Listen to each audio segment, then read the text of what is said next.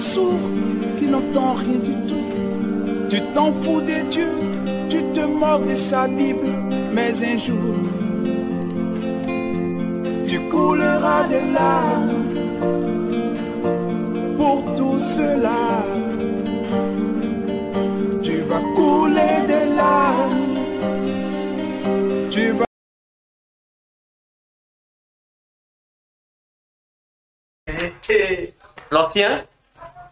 L'ancien, on est à toi. Tu peux reposer ta question avec toutes les précisions possibles. Oh, mais les précisions sont déjà là. Vas-y. Hein? Tu as l'aspirant docteur Toxique Voilà. qui est là. Donc il veut déjà, son oreille déjà s'est alarmé. Il a déjà la révélation. C'est pas grave. D'accord. Moi, j'aimerais qu'on se pose cette question en lisant la Bible. Ok. Je crois que c'est dans le livre de Genèse, au chapitre 3. Genèse au chapitre 3.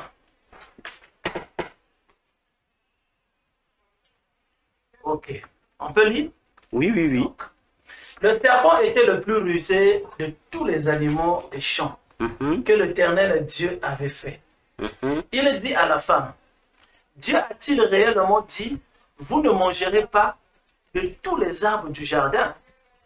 La femme répondit au serpent, nous mangeons du fruit des arbres du jardin.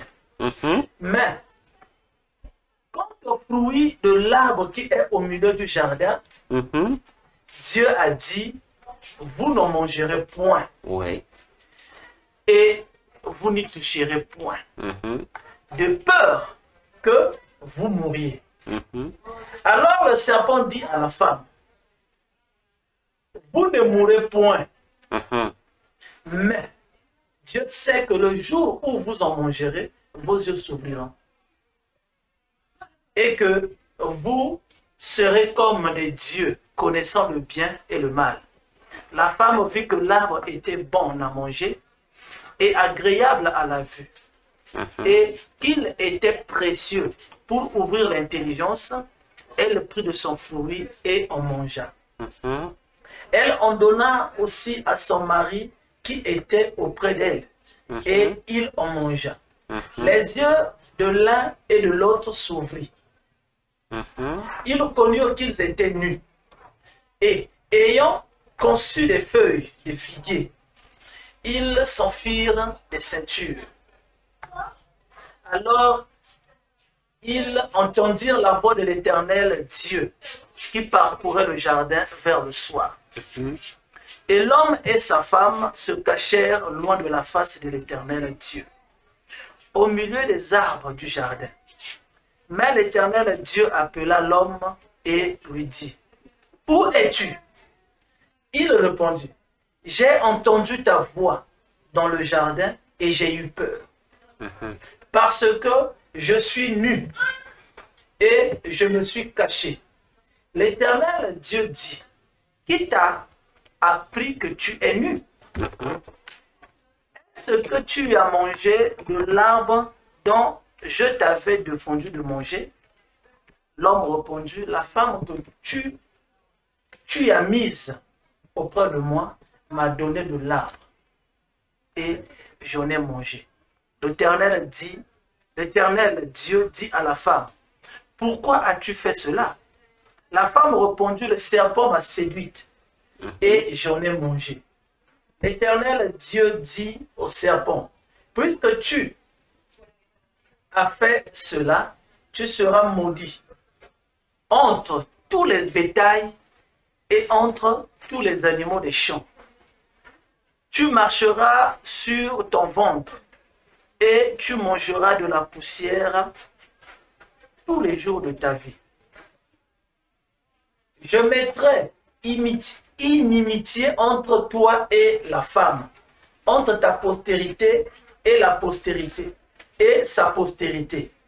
Celle-ci te crasera la tête et tu lui blesseras le talon. » Il dit à la femme, « J'augmenterai la souffrance de tes grossesses. Tu enfanteras avec douleur et tes désirs se porteront vers ton mari, mais il dominera sur toi. Il dit à l'homme, puisque tu as écouté la voix de ta femme et que tu as mangé de l'arbre au sujet duquel je t'avais donné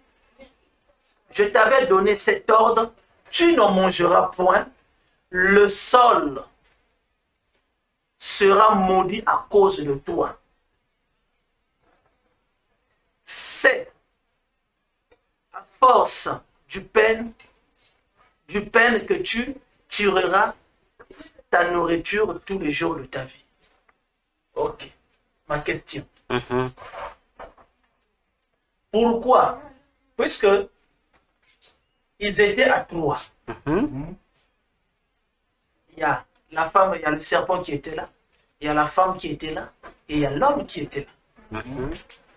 Dieu maudit le serpent. Parce que la Bible déclare bien, il maudit. Et la femme aussi, Dieu maudit. Mais arrivé auprès de l'homme, ce n'est plus l'homme qui est maudit, c'est-à-dire qui est vraiment indexé de façon directe, mais indirecte, en lui disant que c'est le sol maintenant qui est maudit à cause de l'homme. Donc, moi, si je peux répondre bien à ta question, ton problème, c'est de savoir pourquoi Dieu n'a pas-t-il maudit l'homme? N'a pas-t-il maudit l'homme comme il a fait? À la place de maudire l'homme, il maudit la terre. La terre.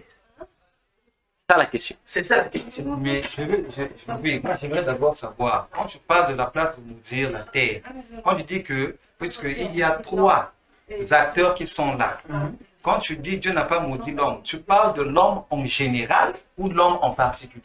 Non, il y a trois coupables ici, non? Il y a trois coupables, non? Lorsqu'on a maudit la femme, c'est quelle femme? En fait, on parle des individus d'ici. Voilà. Donc, on ne parle pas ni du particulier, ni du général, on parle des trois individus qui sont là. Trois individus qui sont là. Mais parce que la Bible est précise là-dessus. Oui, on a maudit la femme. Non, je ne sais pas. Vas-y, relis encore le verset. Relis d'abord. Relis encore, oui. J'ai l'impression que c'est... Attends, moi je relis à partir du verset 14. L'Éternel dit au serpent, Voilà. puisque tu as fait cela, tu seras maudit entre... Là, ça c'est l'Éternel qui parle. Oui, oui. Tu seras maudit entre tous les bétails et entre tous les animaux des champs. On va sauter. On prend directement La femme. la femme, le verset 16. Il dit à la femme, j'augmenterai la souffrance de ta grossesse. Tu enfanteras avec douleur et tes désirs se porteront vers ton mari, mais il dominera sur toi. Là aussi, on comprend que non, que Dieu maudit aussi la femme. Oui, il punit. Il punit la femme. Oui. C'est là où est mon problème. On arrive. Après, C'est bon? maintenant, on va chez l'homme. On va maintenant chez l'homme. Il dit à l'homme, puisque tu as écouté la voix de ta femme et que tu as mangé de l'arbre au sujet duquel je t'avais donné cet ordre, tu n'en mangeras point, le sol te sera maudit. Oui. Là, ce n'est pas l'homme. On dit bien que le sol te sera maudit. On ne maudit pas directement l'homme, Non, non. mais c'est le sol qu'on maudit. Continue. Le sol te sera maudit à cause de toi. Donc si la terre est maudite aujourd'hui, c'est à cause de l'homme. Oui. Et pourquoi? Continue. C'est pas, ça ne finit pas là. Non. Mais c'est clair. Non, si tu continues. À cause de toi. Tu vois? C'est à force de peine que tu en tireras ta nourriture tous les jours de ta vie. Continue.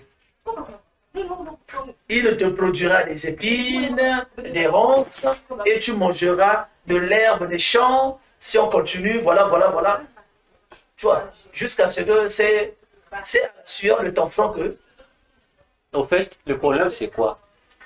L'enseignant toxique, au fait, il est surpris. Il est dans le même étonnement que toi. Tu te rappelles? Parce que Non, moi je suis surpris du fait que l'homme la n'a pas. femme est maudite et l'homme n'a pas. Vous êtes ce que je dis. Je comprends que quand je dis relis. Pourquoi je demande de bien relire? En fait, c'est exact. Parce que je comprends pourquoi l'autre est revenu. Parce que je lui ai aussi dit la même chose. Il a dit, mais comment ça? Je ne sais plus en fait. Parce que le texte de Genèse, lorsqu'on lit ici, bon, on ne prête pas attention. C'est comme tu disais tout à l'heure, c'est un toxique. Que les hommes deviennent lisses. Bon, c'est dit, mais sans pour autant avoir une référence biblique. C'est comme aussi là, le plus souvent lorsqu'on parle, on répète seulement. Dieu m'a dit l'homme, oh bon, on dit ça donc, comme ça. Parce qu'on se dit, Dieu était venu, mais nous ne prenons pas le soin de lire attentivement les choses. Dieu, effectivement, dans Genèse 3 ici, il ne maudit pas l'homme. Il maudit la terre. Donc, parmi les trois coupables, le seul coupable qui reste sans punition, c'est l'homme. C'est l'homme. On maudit seulement la terre. Et on dit que l'homme va travailler sur ton corps. Non, ce n'est pas une malédiction, non. En fait, c'est la conséquence de ce que va produire la terre.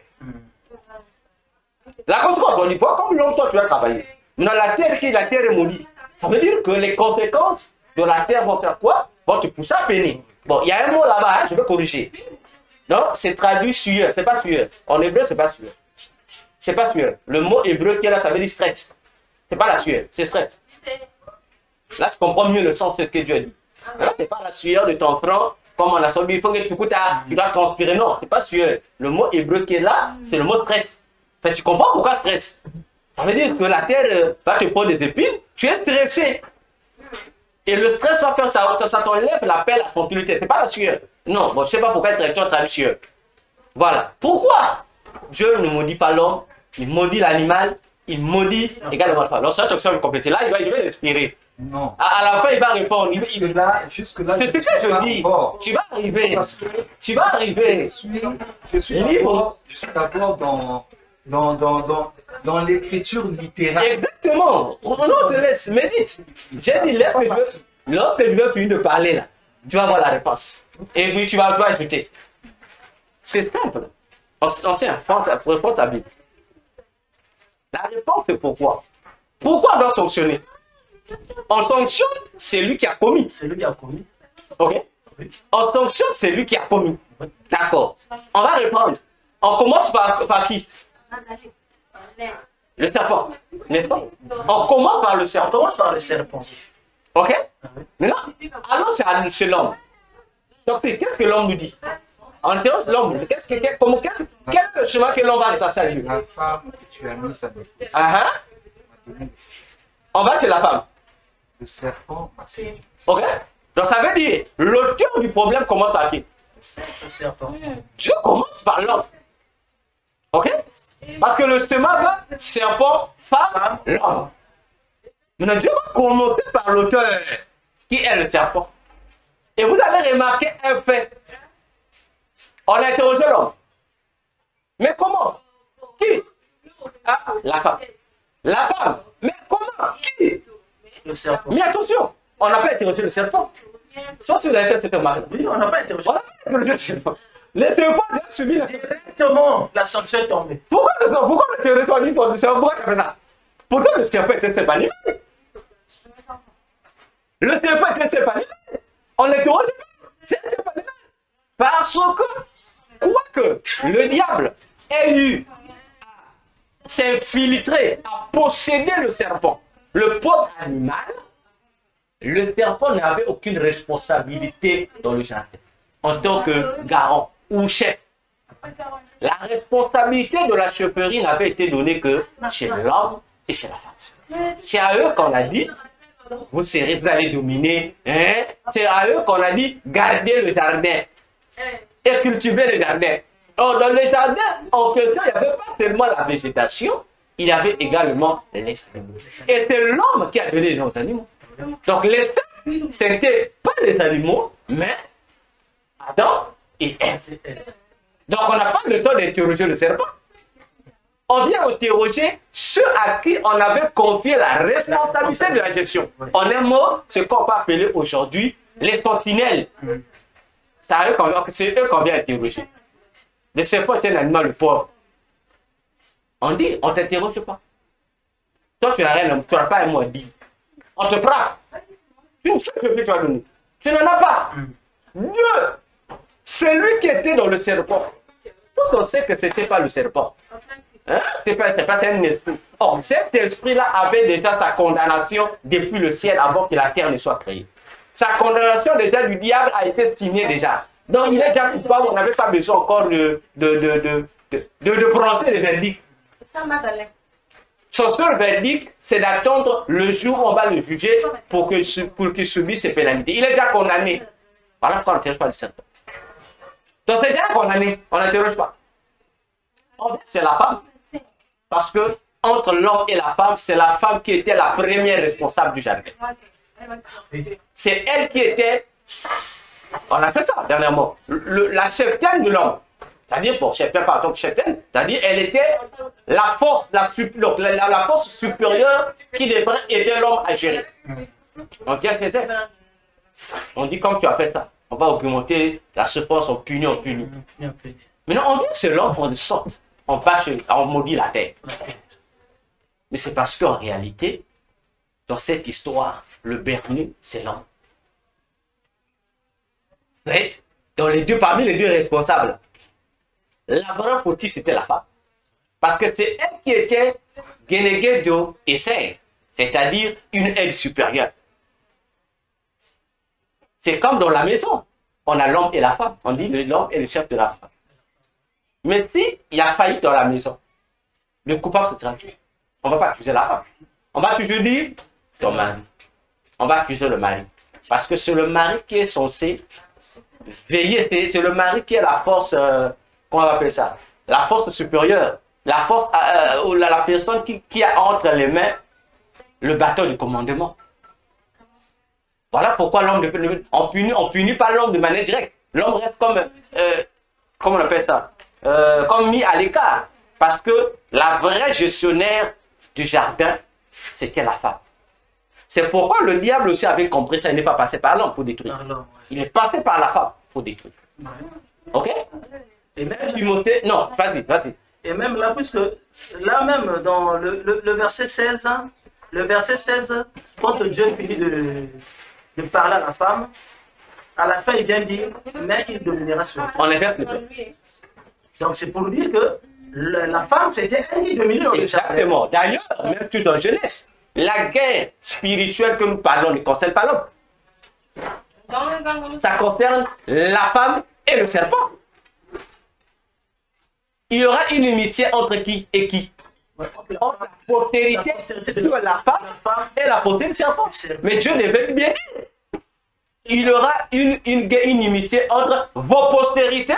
On devait comprendre que Dieu devait parler de la postérité d'Adam et Ève. Mais Dieu dit la postérité de la femme. Dieu est précis.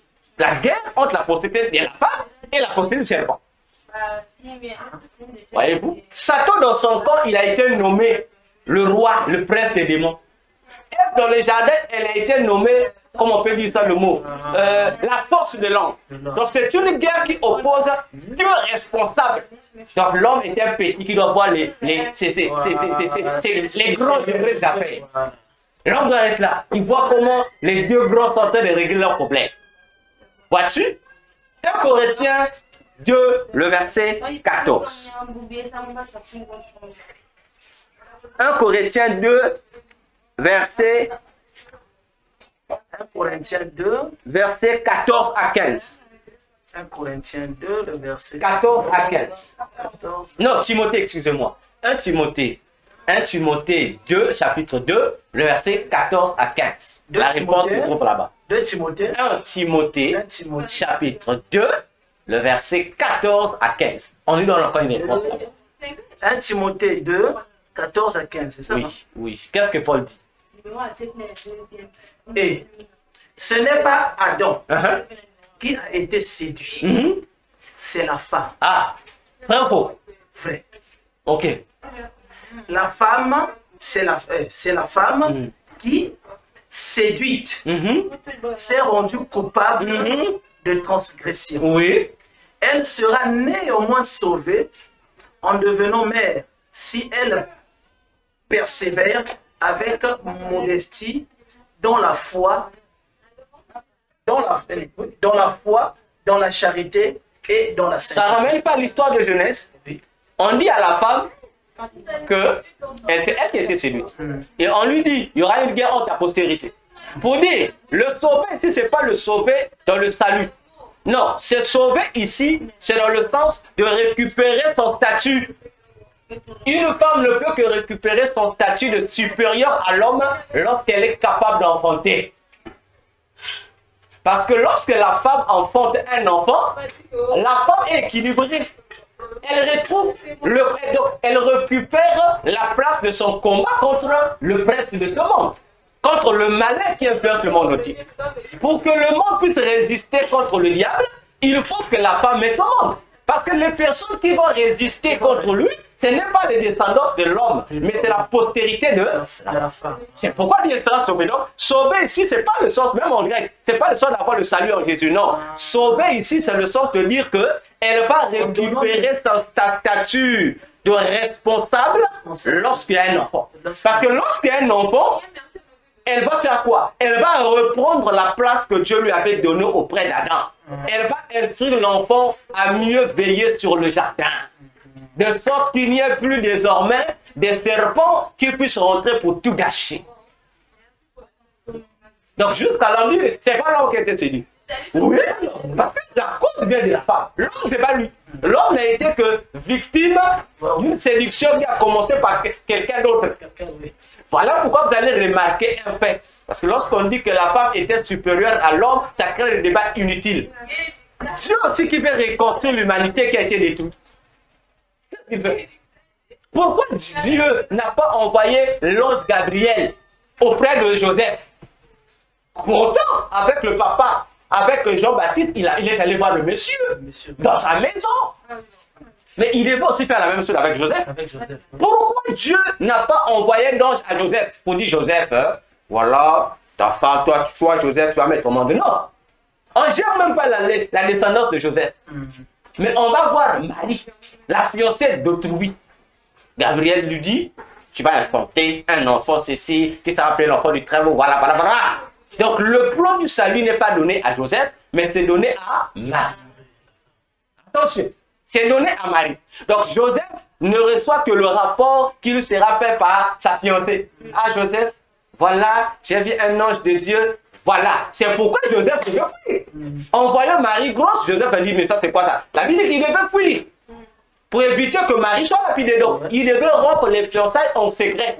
Parce que chez les Juifs, lorsque deux personnes étaient fiancées, ça montre donc leur fiançailles était, c'est comme si déjà ils étaient déjà considérés comme hommes-femmes.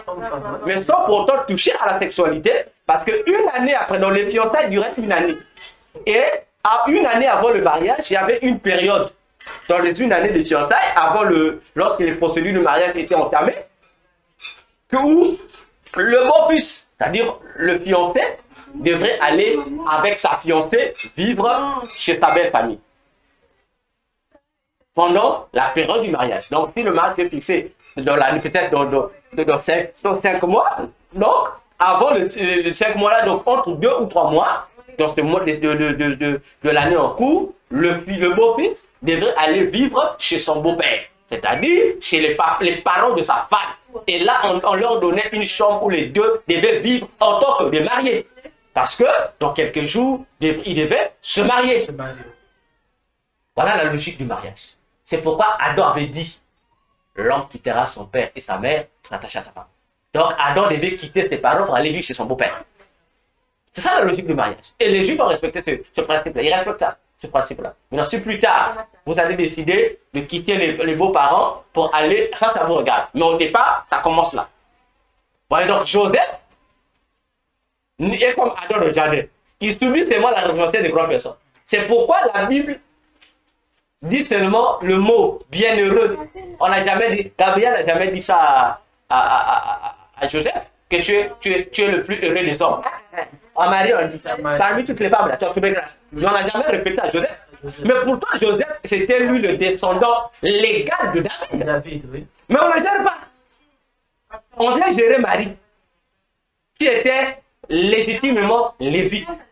Mais attention, Marie était aussi, quoique de son père, elle était lévite, mais Marie était aussi descendant de David, par Nathan, l'autre enfant de David.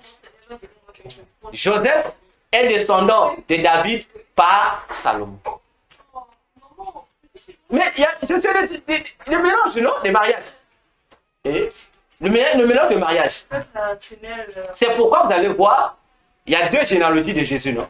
La généalogie de Jésus de Matthieu et de Luc. C'est pas pareil. C'est pas pareil. Si vous voyez cette généalogie-là, c'est pas pareil. Il y a une généalogie qui appartient selon la maman de Jésus dans le côté maternel. Il y a une généalogie du côté paternel. Il y a eu, dans cette généalogie, il y a eu ce qu'on appelle la loi du Lévirat. Moi, j'ai un enfant. Non, moi, j'ai marié, j'ai épousé ma femme. Je n'ai pas eu d'enfant. On va prendre quoi? On prend mon frère ou mon cousin, mon plus proche parent. Bon, mon plus proche parent, il est de la lignée de Salomon.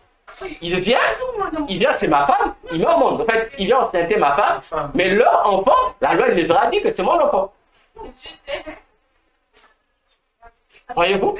C'est ce qui s'est passé. Donc Marie est à la fois lévite et de la tribu de Juda. Mais comme c'est les Juifs, c'est la tribu du père qui prône, donc la personne va. C'est pourquoi elle est lévite.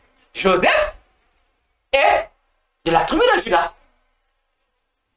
Donc, si vous voyez déjà entre Joseph et Marie, la personne qui avait le potentiel d'incarner les deux pour répondre correctement à la prophétie, c'est Marie. Mais Jésus est fils de Joseph par son père adoptif. Non, est fils de David par son père adoptif Joseph, parce que le droit de l'héritage ne dépend pas de la mère, ça dépendait du père. Voilà pourquoi on avait besoin de ce couple-là. On avait besoin que une personne de la maison de David soit là pour permettre à ce que Jésus puisse hériter du trône de David. Mais en réalité, on n'avait besoin que de la mère. Il n'y a pas de sémence là-bas de Joseph. Donc Joseph est comme Adam. C'est pourquoi dans toute l'histoire de la Bible, Joseph n'a pas toujours compté. On présentait plus sa mère. On dit pas son père. Vois-tu? Et Dieu, pour racheter l'humanité, le diable, pour déstabiliser l'humanité, a utilisé la femme. Mais Dieu aussi, pour restaurer l'humanité, a utilisé la femme. Dieu a respecté. Donc c'est comme une réponse qu'il donne à Satan. Et on lui dit, l'enfant que tu vas mettre, c'est lui qui va sauver son peuple et ses péchés. Ça ramène au combat de Genèse 3, la postérité de la femme. Voyez-vous? Et ça ramène, c'est le même principe qui continue. C'est le même principe qui continue aujourd'hui. Aujourd'hui, lorsqu'on regarde dans les églises, entre les frères et les sœurs, lesquelles sont plus nombreuses? Ce n'est pas les sœurs. Regardons dans le ministère de Jésus. Parmi tous ses disciples, quels ont été les disciples qui sont restés fidèles? Jusqu'à la mort, jusqu'à sa résurrection. Ce sont les femmes. Mais pourtant, les hommes ont fait. Ce sont les femmes qui sont restées là. Malgré ceci, les femmes n'ont pas eu peur qu'on les arrête. Elles sont restées là. À la croix, elles étaient là. Partout, elles étaient là. Jusqu'à la résurrection, elles étaient là. Vois-tu? Donc, c'est le principe de la spiritualité. Et dans le monde de ténèbres, il est connu que le premier ennemi du diable, si on dit qui est le premier ennemi du diable ici, nous citons quoi? On dit les hommes de Dieu. Non. Dans la liste de Satan, le premier ennemi du diable, c'est la femme. Pas la femme chrétienne, pas la femme païenne, mais la femme. La femme, de façon générale. Oui, la femme. C'est d'abord la femme. Après vient le reste. C'est un principe. On dit, mais comment? Oui, c'est un principe. Parce que Satan connaît la guerre qui est là. C'est une guerre qui a été déclenchée entre deux hommes forts. Parce que lorsque Dieu a créé, quoique Ève était féminin, mais Dieu l'appelait homme. Parce que son nom c'était homme. Ève, c'est Adam qui lui a adopté Ève. Dieu appelait l'homme homme, il appelait la femme homme. Bon, c'est nous, dans nos traductions, dans nos langages, on essaie de faire la différence. Mais sinon, Dieu les appelait du même nom. Dit Genèse 5 le dit. Oui. Voyez-vous? Donc, Dieu ne maudit pas l'homme, Bon, Moïse, c'est tout bon. Donc Dieu ne sanctionne pas l'homme parce que l'homme n'a été que victime. La vraie coupable, c'était la femme. Voilà aussi, pour gérer, pour redresser ça, on n'avait que besoin de la femme pour réparer son tort comme tel. Oui. Maintenant, pourquoi maintenant ce tort-là est tombé sur la terre? Ah! Pourquoi le sang? Exactement. Ça tombe sur le sol. Mais le sol était innocent, n'est-ce pas? Bien sûr. Le sol était innocent. Bien sûr. Le sol doit produire des épines. Ça saute, n'est-ce pas? Donc, la punition de l'homme, ça saute l'homme. Ça saute Mais l'homme. si on voit dans le classement, la terre est derrière l'homme. La On terre a le serpent, On a le serpent, la femme, l'homme et la terre. et la terre. D'accord. L'homme devait gérer qui? Dans les jardins. C'est la terre. C'est cet espace, le jardin. C'est un espace territorial, c'est la terre que l'homme devait gérer. Tout le ministère de l'homme dépendait de... La terre.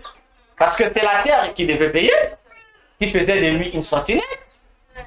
C'est la même terre qui devait cultiver, qui faisait de lui un cultivateur.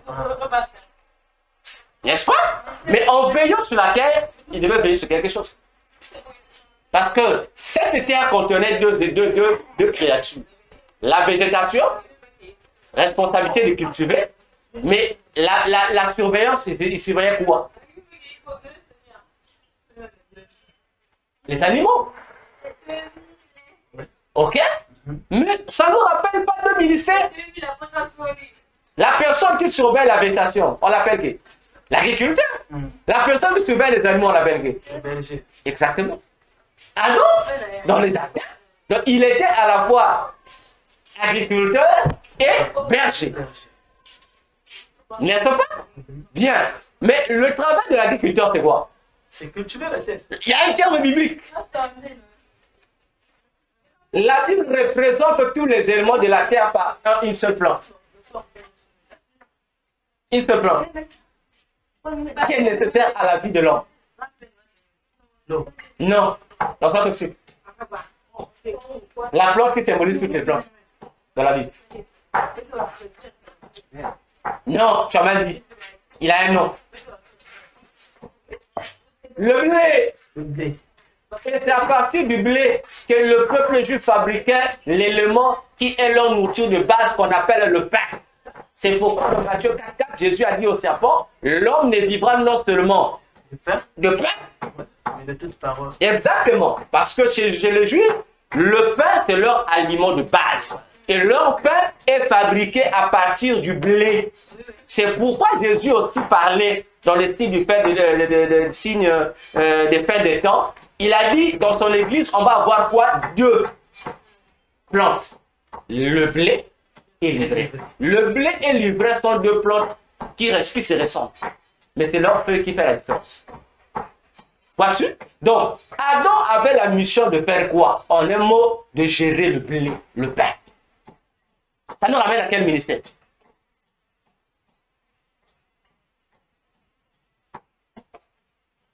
On se toxique. La personne qui distribue le pain, qui distribue le blé, qui distribue la parole de Dieu pour que les hommes soient nourris, comment on l'appelle?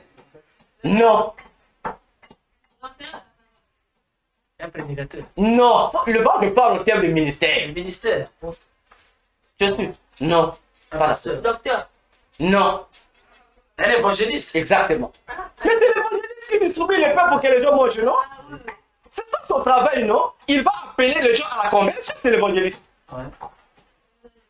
Vois-tu? Parce que la mission d'un évangéliste, c'est quoi? L'évangéliste est dans la frontière. Il reste à la frontière entre le royaume des cieux et le séjour des morts. Il est là pour appeler ceux qui empruntent la voie du séjour des morts de venir dans la maison de Dieu parce qu'il y a le pain là-bas. Vois-tu? Parce qu'il y a le pain là-bas. Donc on a besoin du pain et c'est l'évangéliste qui donne le pain. Et le pain qui distribue, c'est quoi? C'est le message de la repentance. Il vous nourrit. Parce que l'homme qui n'a pas Jésus est spirituellement mort. Ça veut dire qu'il ne mange pas le pain. Parce que l'homme doit vivre du pain. Mais si toi, tu n'as pas le pain, ça veut dire que tu ne peux pas vivre. Donc pour vivre, il faut qu'on te donne le pain. C'est l'évangéliste qui fait ça. C'est le message. Tu acceptes le message de l'évangéliste, tu acceptes le pain. Tu manges le pain. Comme a dit Jésus, celui qui croit en moi reviendra à la vie. Spirituellement, tu es né de nouveau. tu reviens à la vie. C'est le travail de l'évangéliste. Mais d'un autre côté, c'est lui qui paie, comment on l'appelle? Le berger, il l'appelle, c'est quel ministère? Exactement. Le pasteur fait quoi? Il veille sur les brebis. Donc, dans les jardins, l'homme avait reçu ces deux ministères de base. Pastoral et évangélique. Donner le pain. Il doit donner le pain aux gens. Il doit donner le pain aux gens.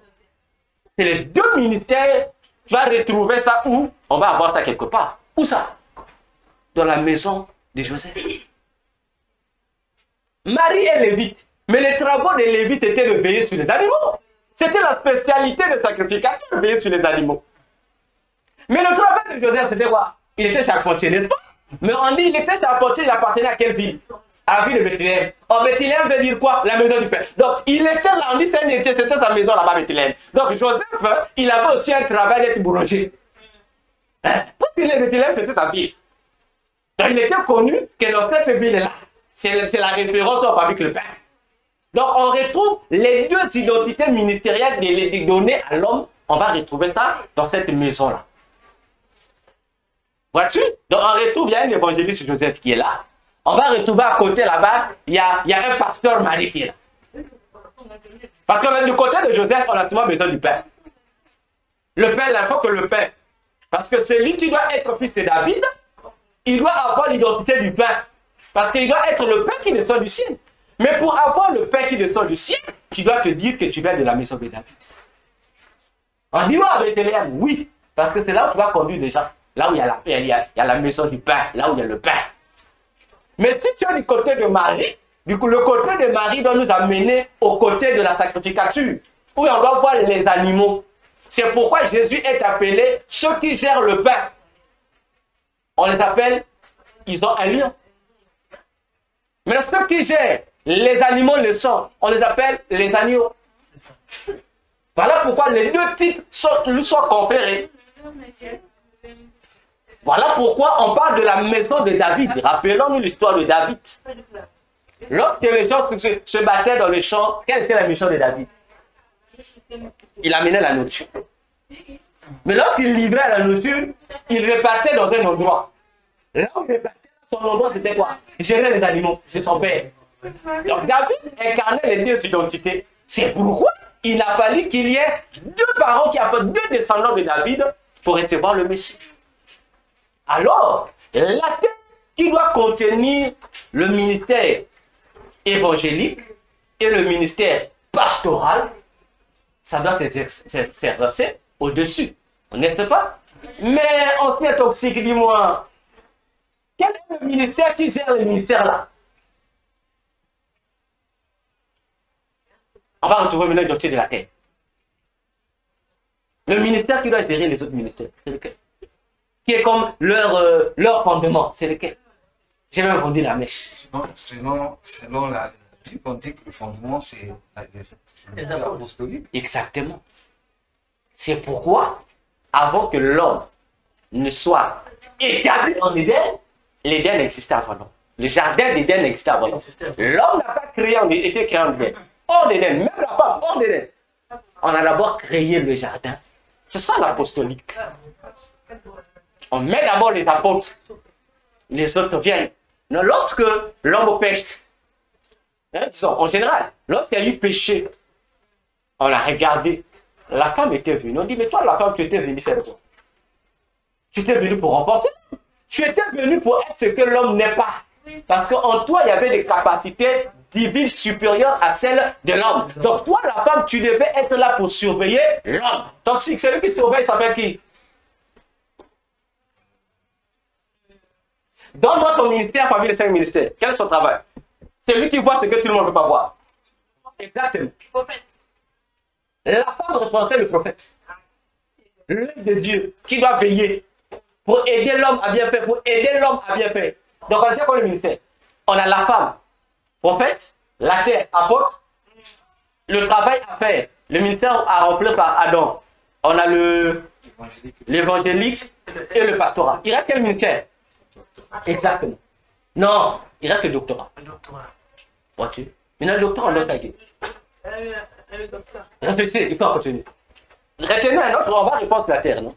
Le doctorat, on donne à qui?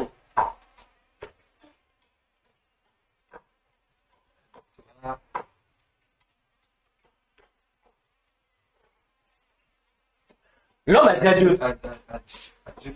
Exactement. Parce qu'il vient, il pose la question. C'est que moi, docteur, je t'ai enseigné. Moi, j'ai enseigné autre chose. Mais toi, comment tu as trouvé ça? Oh non, la femme que tu as mis. Ah, prophète. Mais tu as mis où? Oh non, le serpent. Bon, ça veut dire, comme toi, le prophète, qui devait veiller, tu as failli. Mais qu'est-ce qui a poussé le prophète à faillir? Le prophète avait besoin de quoi? De voir, non? Alors que le prophète avait besoin des yeux. On dit comme tu as voulu voir, mais en voulant voir, en fait, tu es devenu aveugle. Non, on t'est puni. Tu n'es pas utile. On t'est puni. Après t'avoir puni, on dit, l'homme, tu es le pasteur, tu es l'évangéliste. Non, toi, on ne te punit pas. Parce que tu es encore utile. On ne va pas te punir. On dit, quelle est la conséquence on donne? On va punir le faux. Le faux prophète, on le punit. Le faux messager, le serpent. Et on dit, bon, l'apôtre, tu avais une voix à parler. Lorsque le serpent est rentré, pourquoi toi, l'apôtre, n'a pas réagi? C'est toi le fondateur. Pourquoi tu n'as pas réagi? Il dit, comme tu as faussé, c'est toi qui vas prendre la responsabilité de l'homme. On te punit toi à la place de l'homme. Parce que c'est toi qui devais servir le dernier rempart. Parce que toi, l'Éden, tu avais le pouvoir de faire quoi? Tu avais le pouvoir de t'étendre chaque endroit où l'homme devait mettre le pied. Mais pourquoi là, tu n'étais pas limité à l'homme pour empêcher que le serpent vienne? Parce que si toi, la terre, tu pouvais te retirer vers le... Lorsque le serpent rentrait, tu vas te retirer, laisser l'espace libre du serpent. L'homme allait être sensibilisé. L'homme allait comprendre que la terre, le jardin n'est plus là-bas, revenu vers moi ici. Pourquoi? Ah non. Ah, l'ennemi là, ici, c'est un danger. Ça devait sensibiliser. Mais tu n'as pas réagi. Alors toi, l'apôtre, tu subis. Toi, l'apôtre, tu vas subir. Comme toi, l'apôtre, tu subis. Pas de problème. L'apôtre subit. Tu as produit des ronces. Alors, lorsque Jésus vient, on vient chez Marie, non? On revient, on va faire l'Ancien Testament, on revient, voilà. Lorsque Gabriel vient chez Marie, Marie, lorsque vous lirez la prière de Marie, Marie a dit des choses là-bas, on se dit, mais Marie, qu'est-ce qu'elle est à côté? C'est là que nous avons vu, dernièrement, dans notre étude. C'est Marie prophétisée dans Ésaïe 7. 14, je crois. C'est 14, non? On parle de Marie. Prophétisé déjà. Et on dit que l'enfant là devait être appelé Emmanuel. Mais le texte hébreu ne dit pas comme ça. Ça, c'est les traductions qui disent. Le texte hébreu dit que seule la maman de l'enfant devrait appeler. La maman de l'enfant, elle, seule elle devrait appeler son enfant Emmanuel. C'est pourquoi, lorsque Gabriel vint, Gabriel dit pourtant, on appellera cet enfant Jésus, parce qu'il sauvera son peuple de ses péchés. Mais on dit, ceci fut afin d'accomplir la prophétie qui dit que Jésus devait être appelé Emmanuel. Mais à qui Gabriel s'adressait? Amen. C'est pourquoi Marie, comprenant la révélation, que Emmanuel ne veut pas dire, comme on nous dit, Dieu parmi nous, ou Dieu avec nous, c'est faux. Emmanuel signifie en hébreu Dieu avec ou contre. Voilà ce que veut dire Emmanuel. Voyez-vous? Parce que tu as im et tu as elle. Et le im l'avait dit avec et contre. C'est pourquoi dans sa prière, Marie a révélé ça. Elle avait compris ça, la révélation c'est à elle. Elle avait compris ça. Elle avait des yeux comme elle, que tu ne pouvais pas voir. C'est pourquoi elle dit, Dieu devrait faire quoi? Devrait abaisser les autres et élever les autres. Le même Dieu qui vient dire le même qui devait élever les autres et abaisser les autres. Mais c'est pas mieux qu'on dit ça dans le... Tu n'as jamais vu ça? Non. Luc. Au moins. Luc, la prière de Marie.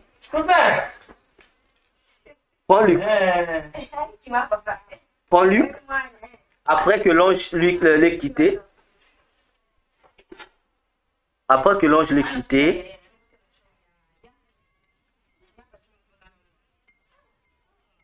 Voilà, à partir du verset 46. Luc 1, à partir du verset 46, oui. Mon âme exalte le Seigneur. Ouais. Et mon esprit se réjouit en Dieu, mon sauveur. parce qu'il a jeté les yeux sur la bassesse de sa servante. Car voici, désormais, toutes les générations me diront bienheureuse, parce que le Tout-Puissant a fait pour moi de grandes choses. Son nom est saint, et sa miséricorde s'étend d'âge en âge sur ceux qui le craignent. Et il a déployé la force de son bras. Il a dispersé ceux qui avaient dans les cœurs des pensées orgueilleuses. Ouais. Et il a renversé les puissances de leur trône.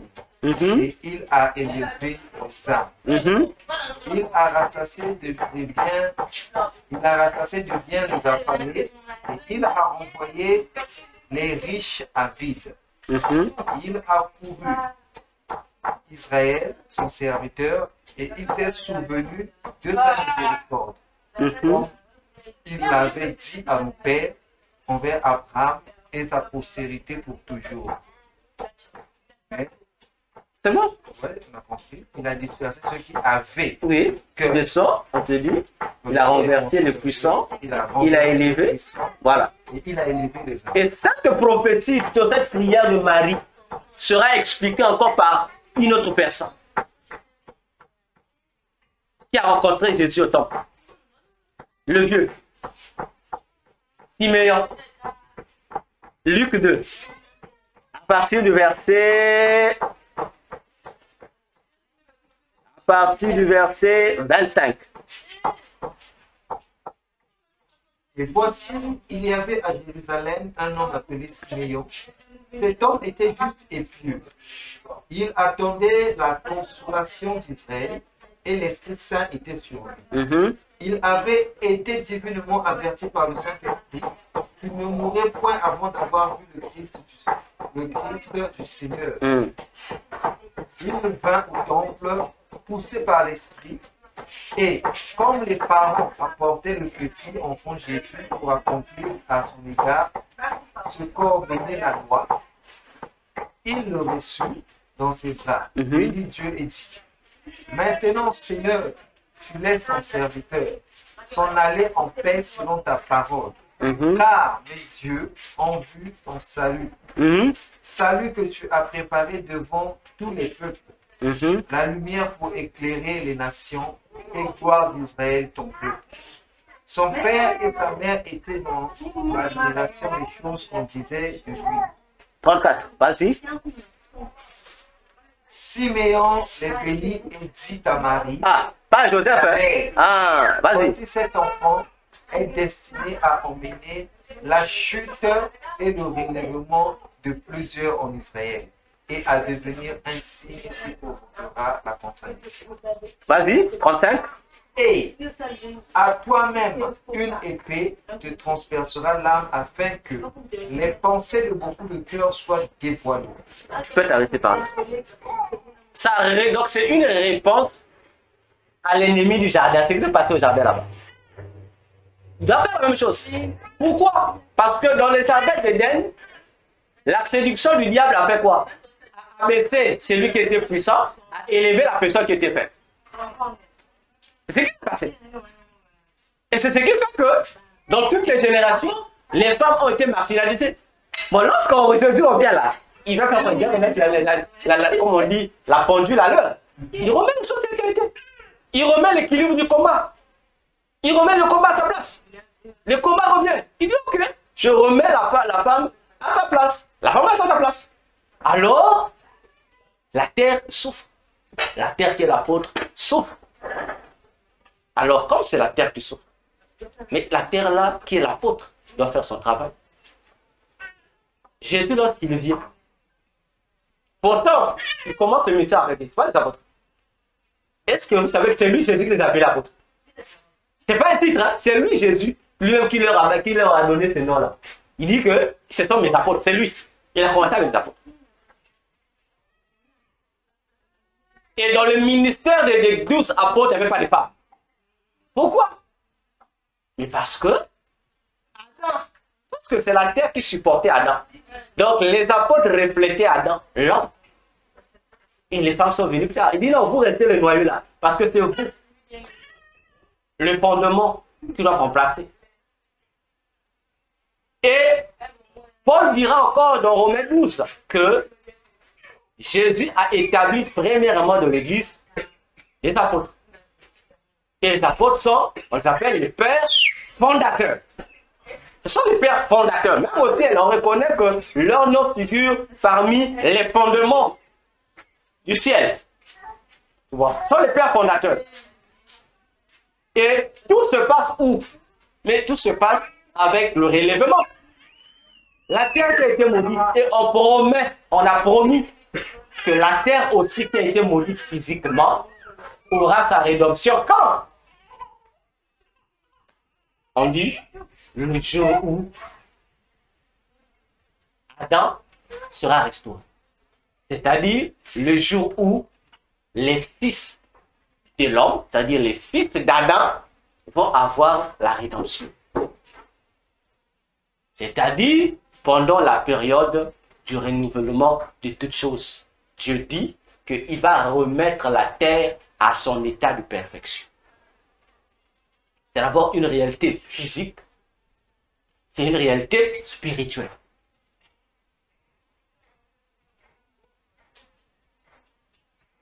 Ok?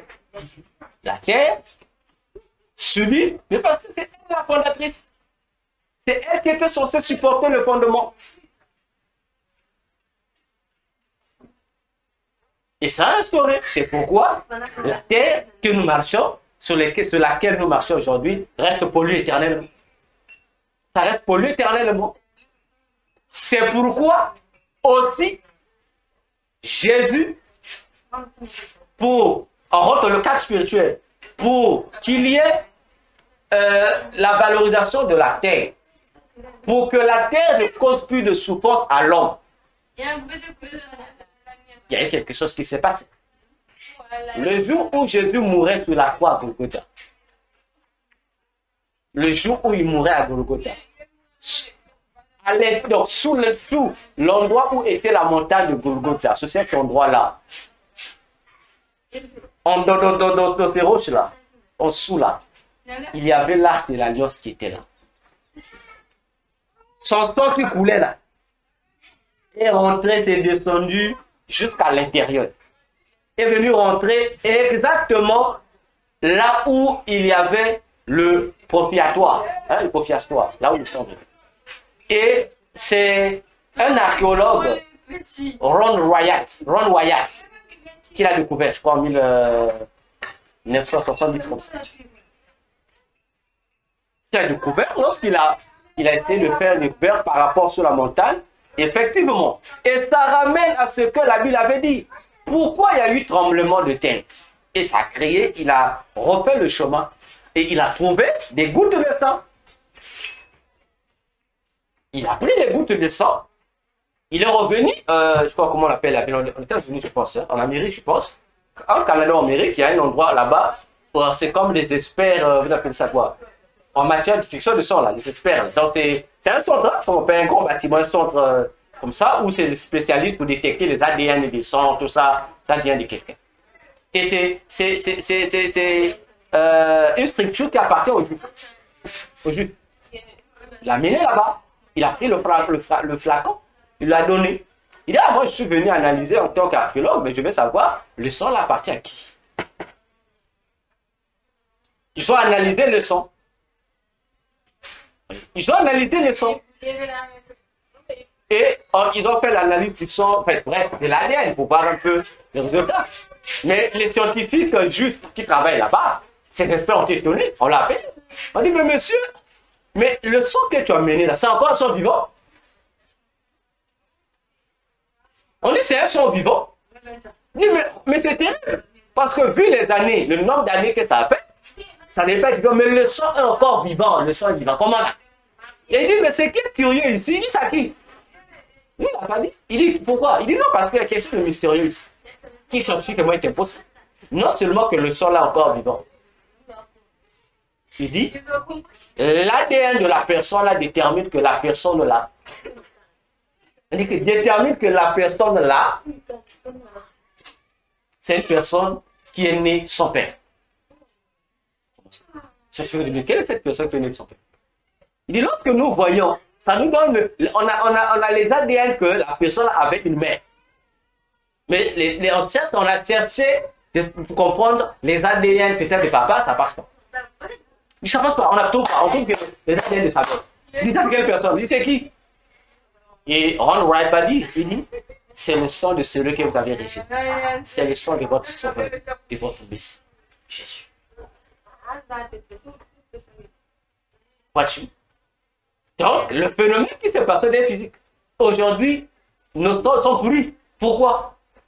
À cause de ça. Le sol subit à la place. Parce que, non, c'est lui qui devait être l'évangéliste et le berger. Il a failli. Maintenant, le scénario se répète encore avec Charles. Ce même scénario-là se répète encore. On connaît l'histoire. Noé Manusco Nomanda Foyande, comme il était. Et Cham vient découvrir la nudité de son père. Et là aussi, puisque Noé avait 3 garçons, 3 fils. Mais, au lieu de maudire Cham qui avait vu la nudité, mais il vient maudire Cana. Exactement. Mais même quand on vérifie la généalogie de Cana, de Cham, je crois que Cana était en 4e position. Oui, il est en 4e position. De ses enfants. Bon, au lieu de maudire le père, on n'a pas maudit le père. On n'a pas aussi maudit même son premier fils. Non. Mais on vient maudire le 4e. Pourquoi? Je vais répondre. Et on va rejoindre la terre. Hein? On va me l'expliquer la terre, c'est qui? En dehors de la côte. Ok? On va aller par personnage. Parce que je n'ai pas répondu au personnage. J'ai répondu par le ministère, non? On a Ève. Adam. Non. Oui, Ève, Adam. On a la terre. 3e position. La terre. Ok. Non, il y a 4 personnes, non? 4. Non, ils sont 5. 5 personnes. En dehors du diable. En dehors du diable, l'ennemi, on a Ève, Adam et Dieu. Ça va faire 4, non? 4 ou 5? 4 et la terre. Et la terre, ça fait 5, non? 4. Non, ça fait 2. Adam. Bon, en dehors du serpent. Donc, on a Adam, Ève, la terre. Ça fait 4, non? Et Dieu qui est à côté. Ça fait 5. Dieu qui est le... Parce que l'homme incarné. Non, je pense les éléments, non? En dehors du diable, on aura 4 éléments. 4. Si on ajoute le serpent, on aura 5. Donc, je parle des éléments. On a 4. Donc, le 4e qui va subir, c'est la terre. Ok. On va le retrouver la même signification de la terre. Ça représente qui? On va retrouver ça dans l'histoire du chat. Tout en sachant que c'est le fondement. Ok? Alors, dans l'histoire de Noé, qui maudit? C'est Noé qui maudit. Bien. Là aussi, on a combien de personnes? 3. Non, compte bien. 4. Compte bien. Ils étaient compte bien. Noé. C'est 3 fils. Et c'est lui qu'on va maudire. Ils sont 5. Tout comme le Genèse, c'est 5. Il y a 5 éléments. Là-bas, c'est 5 éléments. Dans Genèse, qui juge? Qui donne les sanctions? C'est Dieu. Dans l'histoire de Noé, qui donne les sanctions? Noé. Dieu qui donnait les sanctions, il était qui pour Adam et Ève? Père. Noé qui donnait les sanctions là-bas, il était qui? Père. D'accord. Donc, Noé est similaire à Dieu. À Dieu, oui. Le fils qui va découvrir la nudité, il est en 4e position. 3e. Ok? Il est en 3e position. Qui va découvrir la nudité de son père. Parmi les fils de Dieu, qui étaient en Éden, n'est-ce pas? Qui va découvrir? Qui va découvrir? Je reprends. Parmi les fils de Noé. Bon, je vais t'aider, je vais passer le français. C'est lui qui va découvrir, qui sera fautif. Il est en 4e position. En 3e position. C'est lui avec Genèse 3 qui va fauter. Il est en 4e position. Il est en 2e position. Je répète encore. Chez Noé, c'est lui qui est en 4e position. En 3e position. Donc c'est. Arrange le français. Arrange le français. Chez Noé. On va le mettre, on va l'appeler quelle position? Un cadet qui a devant lui les aînés, on l'appellera comment? Il occupe quel rang? Oui, c'est vrai qu'il est troisième. Mais s'il a deux aînés devant lui, c'est le second. Parce que des fois, il a deux aînés. Ok? Donc, il y a un premier aîné, il y a un deuxième aîné, donc lui, il devient le second. Donc, il occupe la même posture que Ève, parce qu'il vient après. Ok. En Éden, qui n'a pas péché? Quel fils qui n'a pas péché? C'était Le fils qui vient avant, le premier, le fils qui vient avant. Ève est venue ensuite, non? ensuite. Ouais. C'est le premier fils qui vient avant, alors, qui n'avait pas fait. Là-bas aussi, les fils qui n'ont pas péché avec Noé, c'est le premier, les deux premiers, Sem et Japheth. Ok? Noé vient, il croit donner des sanctions, non? Noé va donner des sanctions. Il regarde. Mais il sait que c'est le second fils. Bon, disons, le troisième, Cham, qui a commis. Normalement, c'est Cham qui doit être maudit. N'est-ce pas? Il sent que Cham, pour aller maudire son quatrième fils. Son quatrième fils. Donc son pédant, le petit-fils de Noé. Le quatrième petit-fils de Noé. C'est ce que je dis. Donc il sort le second fils pour aller maudire le quatrième. Le quatrième fils. Mais si Ève a été créée supérieure à l'homme, entre Ève et Adam, qui occupait la première place, qui occupait la seconde place? C'est vrai, dans l'ordre créationnel, Adam est le premier, Ève est le mais Ève est créée avec une supériorité. On la met supérieure à l'homme. Maintenant, entre les deux, qui devient le premier, qui devient le dernier? La femme devenait la première. L'homme devenait le second. Le second. Ok? Les deux seconds-là, on va les sauter pour aller atteindre ceux qui sont derrière. Canaan est maudit, c'est le quatrième fils. Le quatrième fils. Il occupe la posture 4. La terre, en général, c'est maudite. Occupe la posture 4. C'est la même personne, hein? Les mêmes personnages qui reviennent. Les mêmes personnages. Maintenant, on va remarquer un élément important. On va les concorder. Dieu vient en tant que père. Noé est père. Donc, il est, on peut dire, symbolise Dieu. Le premier fils de Dieu, on a dit c'est Ève, non?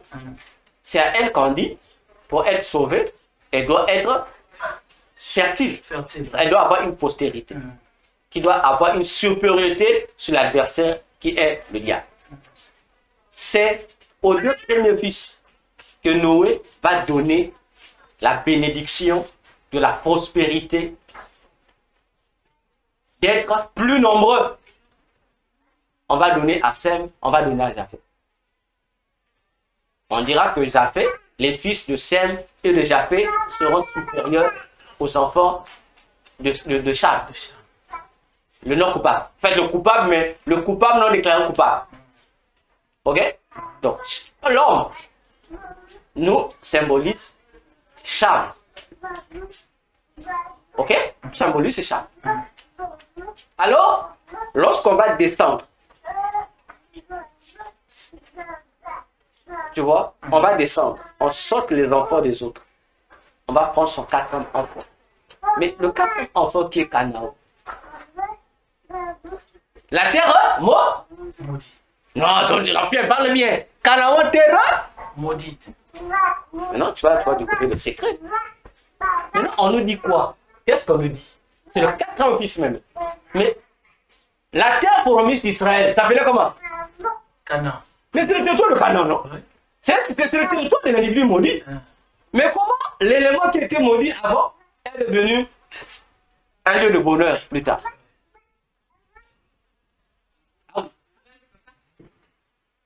Le chrétien, lorsqu'il vient à Christ, il a part où? Apocalypse 7. On lui a l'accès où? Au jardin de l'Éden. Il retourne au paradis, non? Il retourne au jardin de l'Éden, non? Mais le sang qui a été maudit à cause de l'eau, c'est quel sens? Ils étaient où? C'était dans le jardin de l'Éden. C'est quel sens? Je dois faire attention.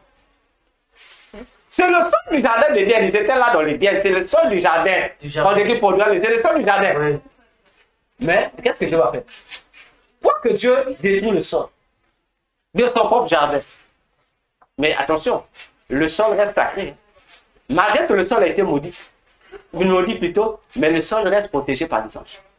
Ça reste quand même un lieu du bonheur de quelqu'un. Canaan, maudit. Mais c'est le territoire qui porte son nom qui devient l'héritage du peuple de Dieu. Un lieu plus béni dans le monde entier que Canaan. Ah, on dit donc attention, là-bas se trouve le Saint des Saints. Là-bas se trouve Sion de Trouy. On appelle ça, là-bas se trouve la ville sainte. Attention. On dit, mais Dieu est compliqué. Ah oui. Mais au final, on va comprendre. Oh. Mais les territoires là représentaient qui? Mais ça représentait Jésus. Ça représentait le ministère de Jésus.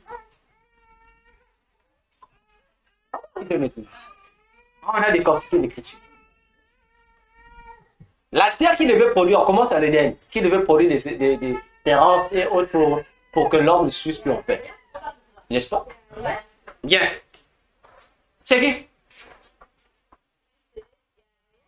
Qui a maintenu l'homme dans le péché? Qui l'a puni? C'est Dieu, non? Mais ce Dieu-là, il était comment? On l'appelait comment? Donc c'est le toxique. Bouge la tête, fais vous la tête. On l'appelait comment? Comment Dieu a-t-il fait? Pour sortir là. Un législateur. Hein, il y a un mot qui va manquer là. Mettez le mot là qu'il faut à la place qu'il faut. Dieu a utilisé sa parole. C'est la parole de Dieu qui est venue maudire cette terre. N'est-ce pas? La parole est esprit. N'est-ce pas? La même parole qui a maudit la terre. Mais c'est la même parole qui s'incarne, on disait tout à l'heure, pour prendre la chair de la terre, non? Il doit être l'homme en fait. C'est la raison pour laquelle Jésus est venu. On dit il a tant aimé le monde, mais le monde qu'il a aimé c'est quoi? C'est l'homme, non?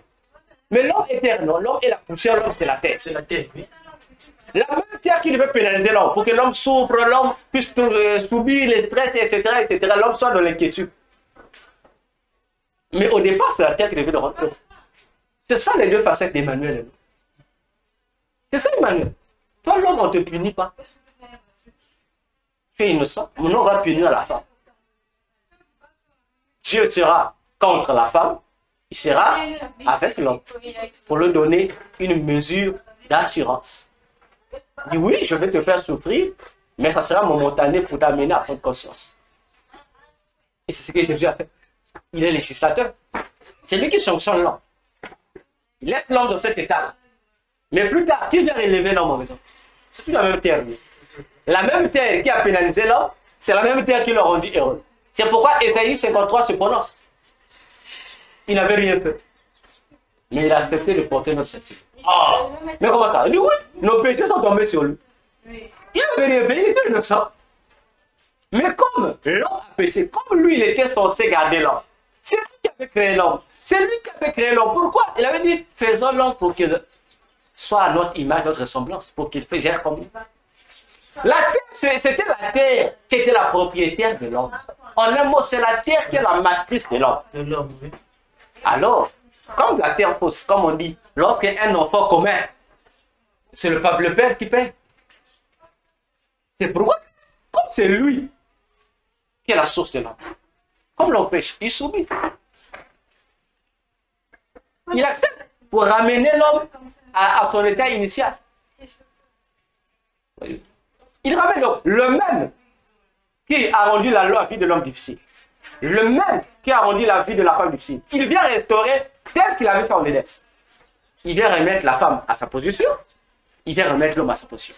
Le combat de la femme, c'est avec comment tu appelles ça? C'était un combat de la postérité. Parce que Adam lui avait donné le nom Ève. Parce que c'est elle qui devait être la mère des êtres vivants. Mais le problème d'Adam, c'était de trouver la nourriture.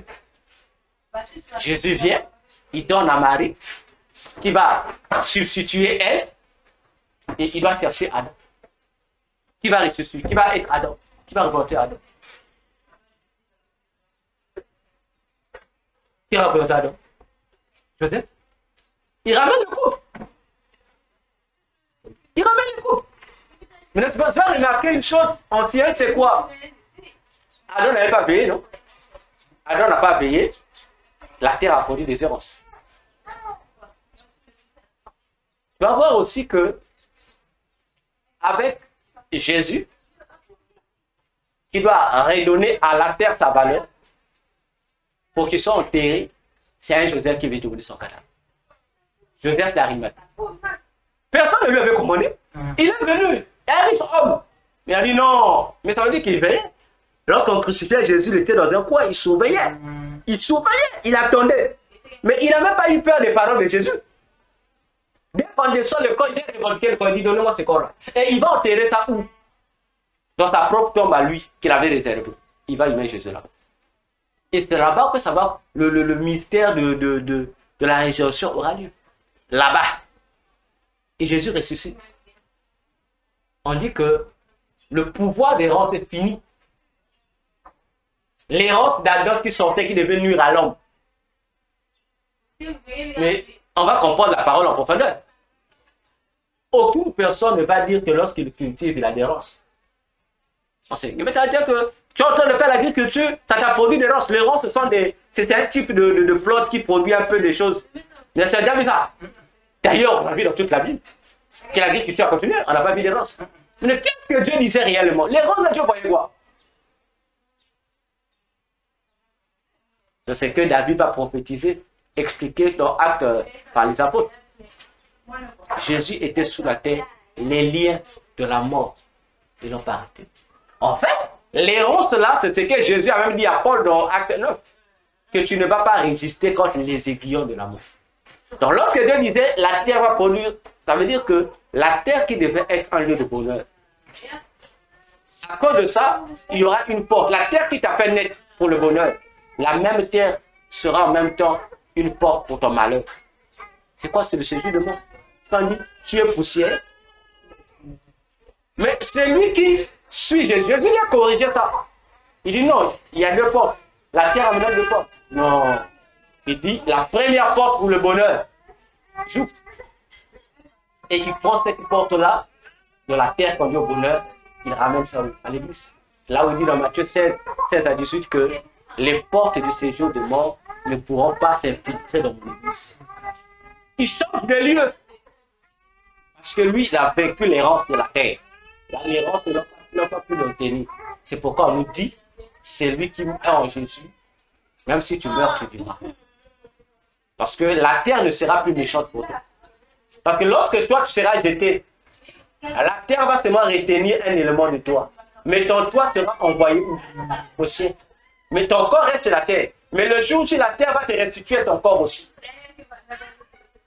Parce que la terre ne t'a pas créé pour que tu mettes. La Bible dit dans Ésaïe 45, 18 que Dieu n'a pas créé la terre pour qu'elle soit déserte, mais pour qu'elle soit l'héritage de l'homme. Donc, puisque la terre doit être là pour le bonheur de l'homme, mais la terre ne doit pas être là pour retenir captif les hommes. Et si la terre te retient captif, ça veut dire que tu as encore la nature d'Adam. C'est pourquoi Canaan est maudit. C'est une prophétie qui annonçait ce que Jésus devait être. C'est pourquoi Jésus a dit aux gens, je suis le royaume des cieux. Or, Canaan, c'est le royaume de ces terrestres de Dieu. Voilà, pour répondre à ta question. Donc, ce sont des éléments prophétiques qui parlaient que de Jésus. Parce que Jésus vient en tant que quatrième fils. Il dit lui-même dans Luc 24, parce que verset 40 jusqu'à la fin. Il dit, il y a la loi, les prophètes et les puissants. Il y a trois. Et lui, il dit, il vient en tant que quoi? En tant que la grâce. Donc, il vient en tant que quatrième position. En quatrième position. Le même Jésus dit, il est le soleil. Mais le soleil a été créé quand? Le soleil a été créé le quatrième. Donc, lui-même, il dit que je viens en quatrième position. Mais comme il vient en quatrième position, ça veut dire qu'il doit prendre l'identité de la terre. Voilà, il faut ça. Pour qu'en retour, cette malédiction-là ne puisse plus retourner sur vous. Lui, en retour, lui vous donne ce qui convient. Vous êtes fatigué, il dit, venez à moi, je vous donnerai du repos. Voilà, c'est lui qui prend la place. Là, tout le monde a son compte. Mais la seule personne qui n'a pas de compte ici, c'est le serpent. C'est le serpent, oui. Lui, on le gère pas. Mais puisque lui, d'avant, il était déjà condamné. C'est comme une personne en prison, on a dit que non, toi, tu es déjà condamné à mort. Et même si tu tues quelqu'un d'autre en prison, on peut te juger pour ça. Exactement. C'est pourquoi Jésus, lorsqu'il est venu, il a dit, je suis venu chercher les hommes qui étaient perdus, les pécheurs, pas les démons. Pas les démons. Il dit pas vous, moi je cherche les hommes. Parce que mon problème, à moi, la terre, de même que c'est moi, c'est par moi que les hommes ont été créés. C'est pourquoi Ephésiens 2,10 nous dit que lorsque nous naissons de nouveau, Dieu nous crée dans les entrailles de Jésus. Dieu nous crée dans les entrailles de Jésus. C'est là où nous sommes créés. On dit comment? Oui. Ça ne commence pas de la même chose. Donc Jésus aussi devient une mère. De la même manière que la terre est une mère aussi qui permet de produire les êtres, de la même manière aussi Jésus nous permet d'avoir. Les animaux sont sortis de la terre. Les humains sont sortis de la terre. Les végétaux sont sortis de la terre. C'est pourquoi Jésus englobe tout le ministère en lui. Il a tout le ministère en lui. Il restaure les animaux. Parce que à cause de l'homme, pour ce que la terre est maudite, ça veut dire que tout ce que la terre a produit, les animaux ont devenu plus. Tout ça est devenu plus à cause de l'homme. Mais les animaux, on veut faire quoi? Jésus vient restaurer tout ça. Il ramène tout ça à la perfection. Pour dire, si tu veux être épargné de la malédiction adamique, le secret, c'est quoi, bien Jésus? Jésus absorbe ta malédiction, en retour, il te donne la délivrance. Voilà, pour répondre à ta question. Ah oui.